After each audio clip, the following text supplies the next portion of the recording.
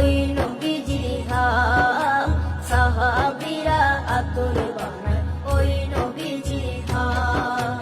সাহাবীরা আতর লাগায় ওই নবীজির ঘাম, সাহাবীরা আতর লাগায় ওই নবীজির ঘাম। ওস্তনে হান্নানা একটা খেজুর গাছের নাম, যাকে ধরে খুতবা দিতেন রাসূলে আকরাম, যাকে ধরে খুতবা দিতেন রাসূলে আকরাম। ওস্তনে হান্নানা একটা খেজুর গাছের নাম, যাকে ধরে খুতবা দিতেন